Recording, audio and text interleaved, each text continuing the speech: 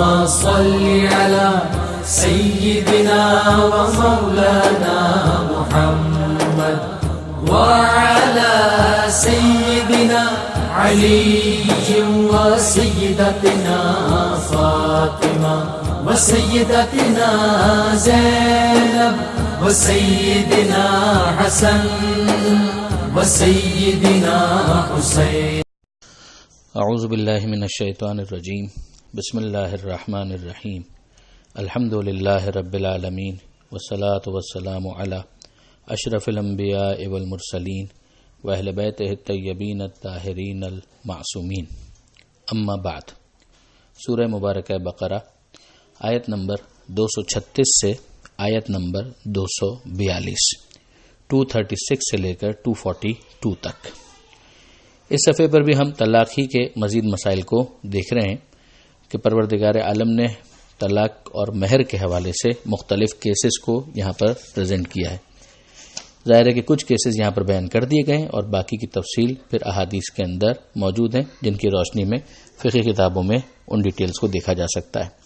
میں یہاں پر پہلے آپ کے سامنے خلاصہ عرض کر دوں کہ ایک کیس یہ بنتا ہے کہ مہر معین نہیں کیا گیا، طے نہیں کیا گیا، شادی ہو گئی اور پھر اس کے بعد ازدواجی تعلقات بھی قائم نہیں ہوئے اور طلاق کی نوبت آ گئی، تو یہ طلاق ویلڈ ہے. اس بات کو یہاں پر بیان کیا گیا.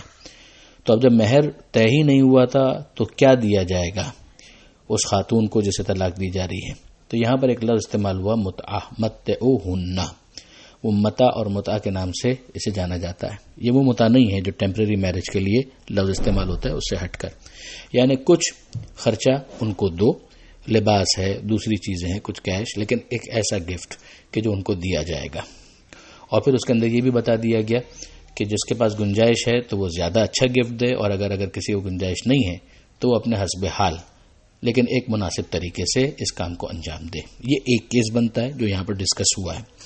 پھر اس کے بعد دوسرا کیس یہ بنتا ہے کہ جناب مہر طے تو ہوا تھا مگر میرج کنزیوم نہیں ہوئی، یعنی ازدواجی تعلقات قائم نہیں ہوئے، تو اب طلاق کی اگر نوبت آ جائے تو کیا دیا جائے گا؟ تو اس صورت میں آدھا مہر دیا جائے گا.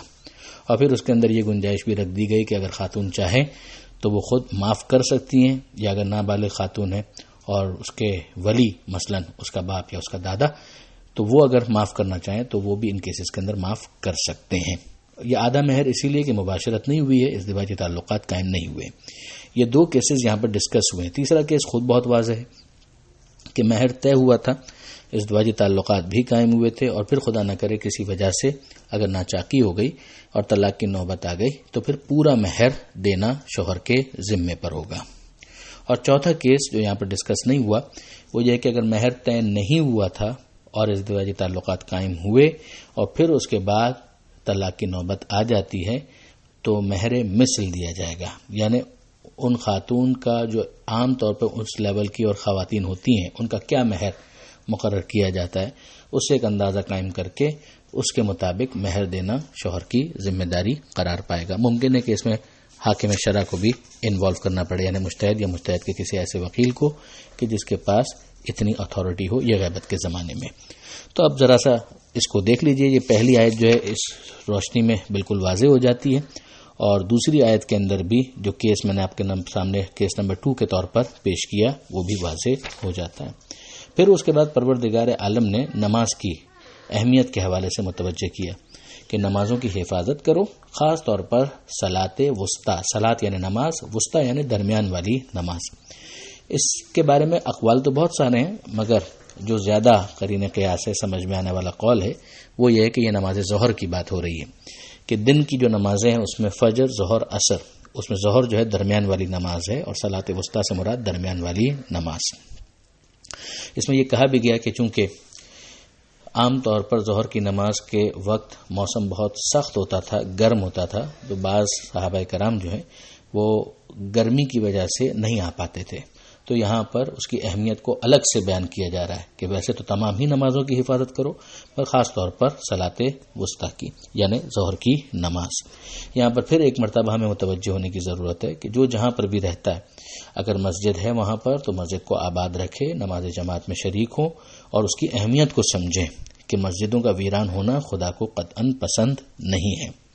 آگے پروردگار عالم نے کہا وقوموا للہ قانتین، اور اللہ کے سامنے قنوت پڑھتے ہوئے کھڑے ہو. تو یہ قومو کے ذریعے قیام سمجھ میں آتا ہے کہ جو نماز کے اندر کیا جاتا ہے. دوسری رکعت میں آپ جانتے ہیں کہ فقہ جعفری کے اندر سوروں کے بعد رکوع میں جانے سے پہلے قنوت ہاتھ اٹھا کر پڑھا جاتا ہے. یہ ایک اصطلاح بن گئی. تو قانتین کا ایک مطلب تو وہی ہے کہ جس میں اطاعت کا مفہوم ہے، خشوع اور خضوع کا مفہوم ہے، مگر ایک روایت بھی ہے کہ خصوصاً جو اصطلاحی طور پر قنوت جس کو کہا جاتا ہے کہ ہاتھ اٹھا کر دعا مانگنا، وہ اس آیت کے ذریعے سے سمجھایا گیا اور پھر اس کے اوپر عمل کیا گیا.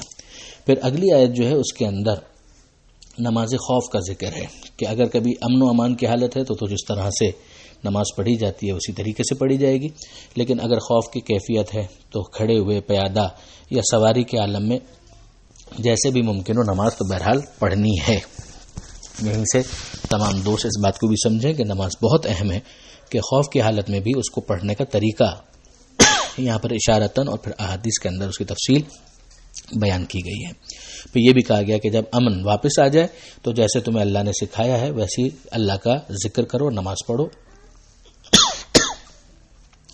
اگلی آیت کے اندر پروردگار عالم نے یہ ارشاد فرمایا کہ وہ افراد جن کا انتقال ہونے والا ہے، جو محسوس کر رہے ہیں اور ان کی ازواج، ان کی بیویاں ہیں، تو ان کے لیے مناسب ہے کہ وہ وصیت کریں اپنی بیویوں کے بارے میں کہ 1 سال تک انہیں گھر سے نہ نکالا جائے.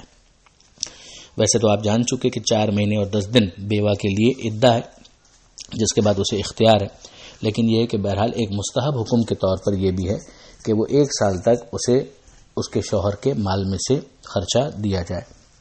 تو ایک تو یہ کہ شوہر ہی وصیت کر کے چلا جائے، تو 1/3 مال کے اندر وصیت کا شوہر کو ویسے ہی حق ہے، تو یہ بالکل متعین ہو جائے گا اور مسئلہ حل ہو جائے گا. ورنہ یہ ہے کہ بہرحال جو ورثہ ہیں ان کے لیے بہرحال ایک تاکیدی مستحب کے طور پر یہ باقی رہے گا کہ 1 سال کا خرچہ ان کو دیا جائے. اور اگر دوسرے کیسز ہوں کہ جس کے اندر مثلا بیوی جو ہے مستقل نہیں ہے اور بیوہ ہونے کے بعد اس کے لیے کوئی جگہ ہی نہیں ہے، تو پھر وہ دوسرا ایک عنوان ثانوی بھی آ سکتا ہے کہ جس کے اندر پہلے مرحلے میں تو عنوان ثانوی کی بھی ضرورت نہیں کہ مثلا بیٹے وغیرہ ہیں وہ لک آفٹر کریں، بھی جو خاتون ہے وہ دوسری شادی نہیں کرنا چاہتی تو ٹھیک ہے، پھر اولاد کے ذمہ آ جائے گا یا مثلا باپ کے ذمہ آ جائے گا، وہ فقہی تفصیل کے مطابق اس کو طے کیا جائے گا. اور اگر کوئی گنجائش نہ ہو تو پھر بہرحال ایک عنوان ثانوی یہاں پر یہ بھی آئے گا کہ پھر تمام ہی افراد کے معاشرے کے افراد جو ہیں ان کی ایک ذمہ داری بنے گی کہ خاتون کو اس طرح سے وہ دربدر نہ ہونے دیں. تو اس میں ممکن ہے کہ پہلی ذمہ داری انہی افراد کی آئے کہ جو ورثہ قرار پاتے ہیں، لیکن بہرحال اس کو کیس ٹو کیس دیکھا جائے گا. پھر یہاں پر یہ سمجھایا جا رہا ہے کہ اگر 1 سال سے پہلے وہ خود ہی جانا چاہیں تو پھر تمہاری کوئی ذمہ داری اس حوالے سے نہیں ہے. اگر وہ خود اپنے لیے کوئی فیصلہ کرتی ہیں ظاہر کی شادی کا تو اس میں کسی قسم کا کوئی مسئلہ نہیں ہے. اگلی آیت کے اندر پروردگار عالم نے ایک مرتبہ پھر طلاق جن کو دی جا رہی ہے ان کے لیے ایک تحفے کی سفارش کی ہے کہ مناسب طور پر ان کو خرچ دیا جائے، تحفہ دیا جائے. اور یہ صاحبان تقوی کے اوپر ایک حق ہے کہ بہرحال طلاق اول تو ہونی نہیں چاہیے تھی، حلال چیزوں کے اندر ناپسندیدہ چیز اس کو شمار کیا گیا، لیکن اگر ہو رہی ہے تو اب دلجوئی کی کوشش کی جائے. اب جن کیسز کے اندر مہر، آدھا مہر، وہ ساری باتیں تو ہو چکی، لیکن اس کے علاوہ بھی اوور آل طلاق جن کو بھی دی جا رہی ہے ان کو اوور آل مہر سے ہٹ کر بھی کچھ تحفے دینے کی تاکید کی گئی ہے. اگلی آیت میں پروردگار عالم نے یہ ارشاد فرمایا جو آخری آیت بنی گی اس صفحے کی کہ اسی طرح سے اللہ تمہارے لیے اپنے احکام واضح طور پر بیان کرتا ہے شاید کہ تم سمجھو، یعنی عقل استعمال کرو، سمجھو. اور واقعا انسان سمجھے تو اس کے اندر جو حکمت ہے وہ بھی سمجھ میں آتی ہے کہ ان تحفوں کے ذریعے سے دلوں کو قریب کیا جاتا ہے اور دل میں موجود جو نفرت آ گئی ہے اس طلاق کے فیصلے کی وجہ سے اس نفرت کو ڈائلیوٹ کرنے میں، کم کرنے میں کچھ نہ کچھ مدد ملتی ہے. پروردگار عالم سے دعا ہے وہ ہمیں قرآن سمجھنے اور اس پر عمل کرنے کی توفیق عطا فرمائے اور وارث قرآن امام زمانہ کی ظہور میں تعجیل فرمائے. وآخر دعوانا ان الحمدللہ رب العالمین والسلام علیکم ورحمۃ اللہ.